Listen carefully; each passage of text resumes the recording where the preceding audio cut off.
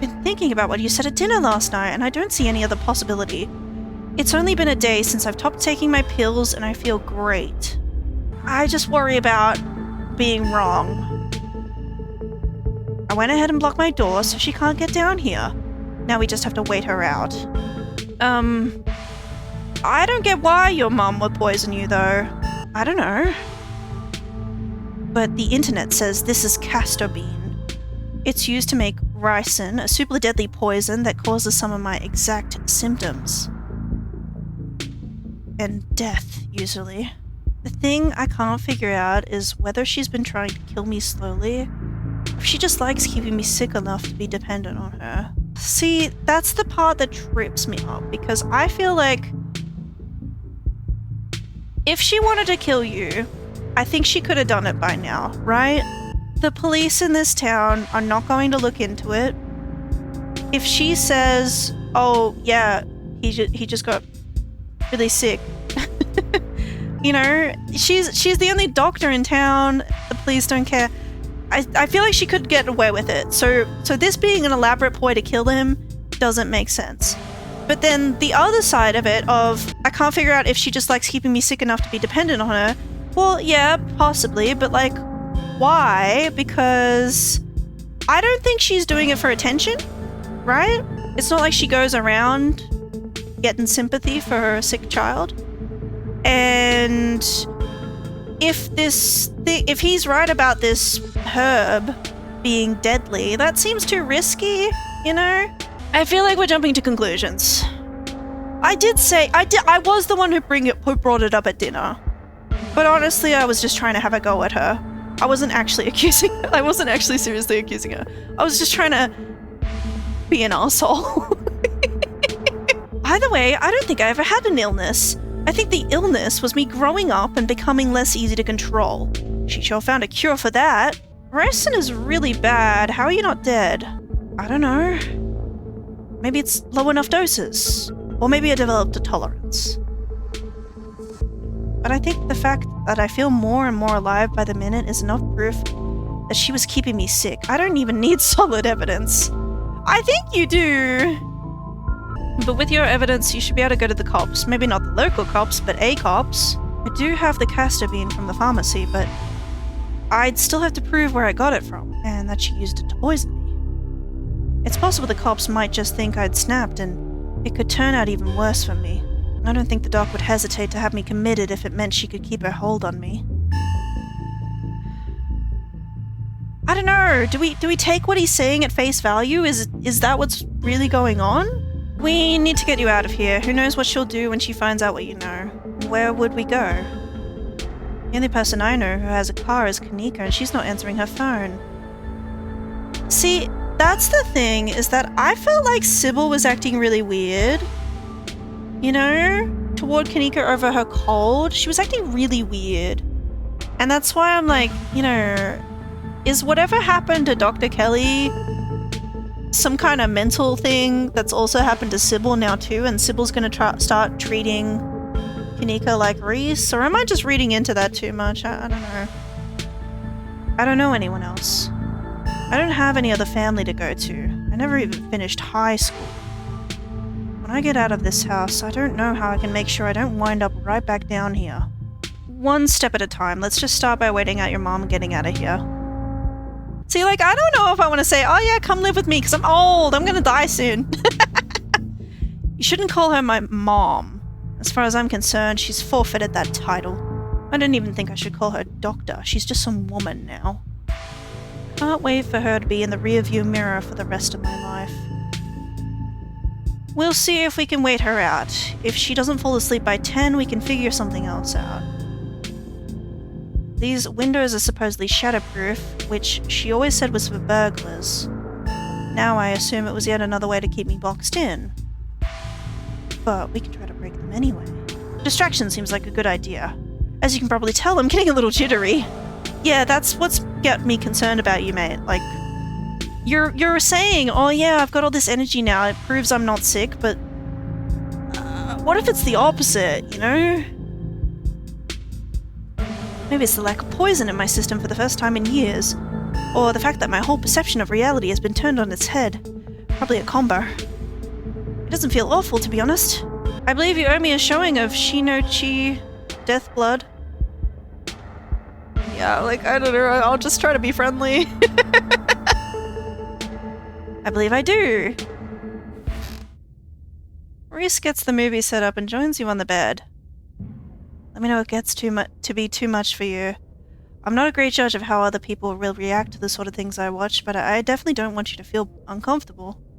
Well, yeah, thanks. This is a slow burn of a movie, but the dread it's managing to build is palpable in the room. Or maybe that's just how it feels down here all the time, with the grisly paintings, lack of lighting, cinder block walls, and of course the fact that the woman currently lurking upstairs has been poisoning her son since his teens. Has she really? I've seen a couple of this director's other films, and they're all interesting, though this is probably the best introduction to his work. The way it jump cuts to seemingly unrelated TV show recordings, that then wind up tying back into the narrative adds a level of realism and depth to the world that I find really engrossing. It's found footage used to its fullest. I can't believe I'll be able to just do things from here on out, like watch movies with another person. I don't know. I just feel like he's got all this false hope now, you know? I don't know, maybe I'm just... Am I getting too ahead of myself, and is it like, because maybe if I didn't have the keen eye trait, I wouldn't have predicted this until now, and so maybe it would like hit more as a twist, and maybe it is just as simple as she is poisoning her son. But I don't know, because it was hinted so early, that's why I'm like thinking like, surely that's not it. Surely something else is going on, and this poor kid is now thinking, oh yeah, I'm gonna be okay, but like, it's not good. I don't know. Or talk to people, ever. See, he's getting all manic, you know? You can hear the difference in energy now that Reese hasn't had his daily dose of poison. He's uncharacteristically chatty, clearly not used to talking to another person, let alone when he has the energy to carry on a long conversation. Ignore him and watch the movie, that's messed up. Yeah, I guess I'll keep being nice. I'm glad you'll be able to have a social life, and I'm happy to be a part of it. Reese smiles to himself. It's still hard to imagine. Hard to believe, after all these years alone, that's gonna be my reality. The man on the screen yells portents of doom into the camera, trailing off into a wordless scream. The plot is really heating up. I love that there are all these distinct sort of vignettes, little pockets of horror that affect a small number of people, and only once you start to see how they fit together can you realize some fundamental horror about the universe. And then it sees you back. Incredible. Cosmic horror in the truest sense. Reese is becoming very animated. It's probably safe to assume that he's dealing with a lot of extra adrenaline right now, or with his entire reality turning out to be a lie. But he's also talking over the movie. Reese, are you feeling okay? I'm just jittery. I've had a really weird day, and I think being down here is making me anxious. I'm all hopped up on adrenaline. Maybe waiting at the dock is a bad idea. The longer we wait, the more likely it is she'll figure out that we're onto her, and it would be too easy for her to lock me up again and be thorough about it this time. There's a knock on the window.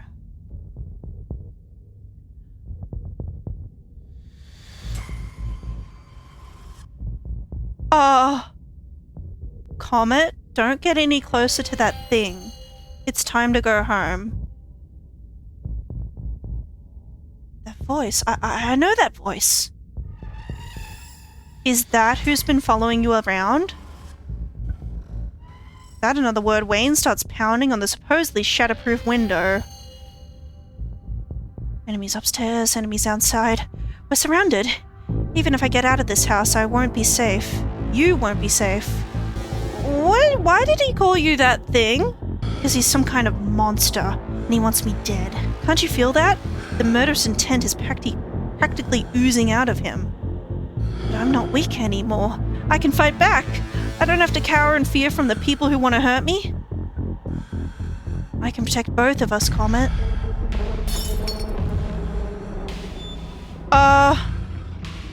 The window shatters. As Reese tears at his clothes, paint bubbles out from the canvases, his ghoulish figures peeling themselves out of their two-dimensional worlds, invading yours, crawling up the walls. What? Grab my hand, I'll pull you out. I'm trusting Wayne! Leave us alone! What? He's got a tail! Oh my god, he's an actual vampire! In a surge of violence, the change that has been brewing inside Reese finally comes. As it manifests, the broken basement window is sealed off, and Wayne along with it.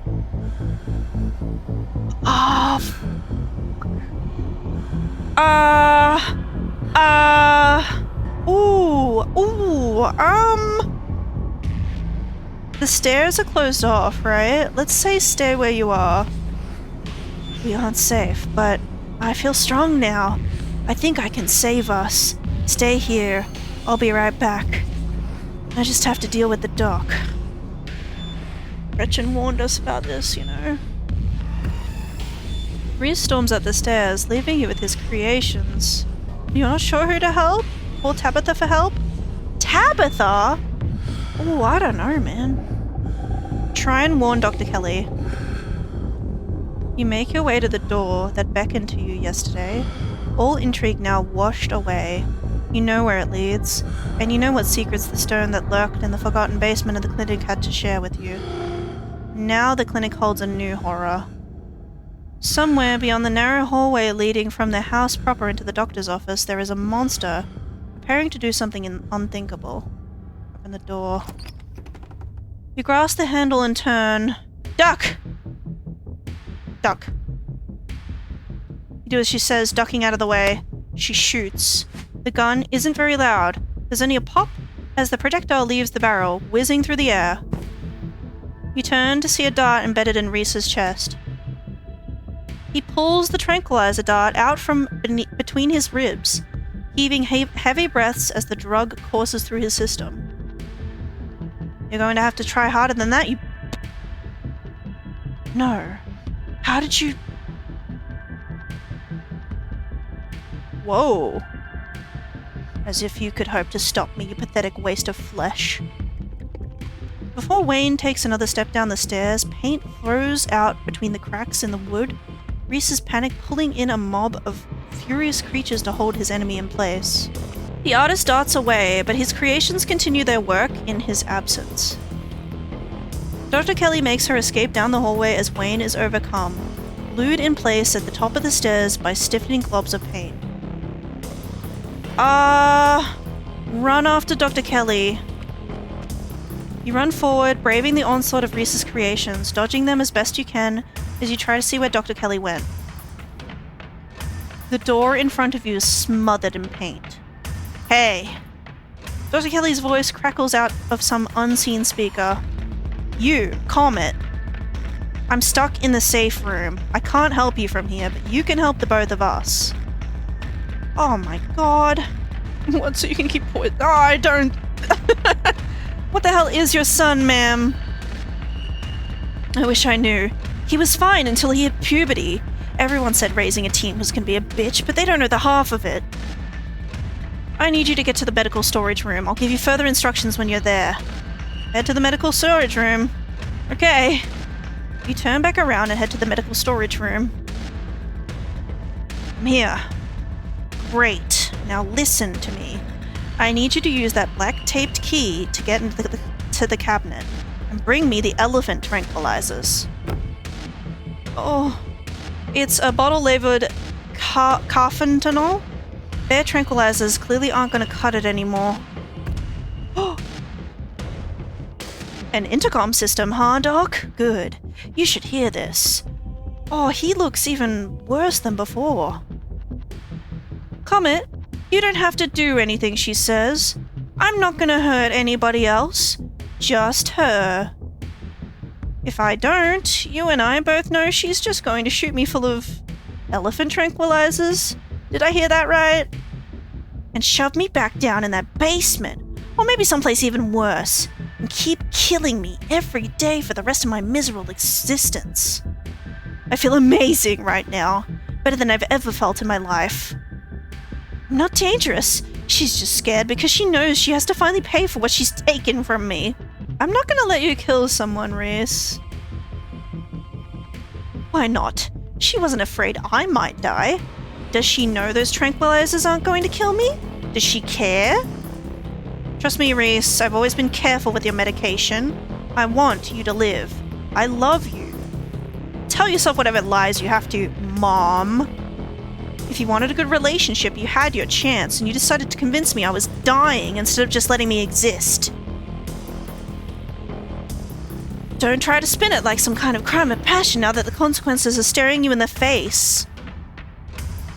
Enough. Reese cries out in pain. Ooh, what did he do? What the hell did you do to my shoulder?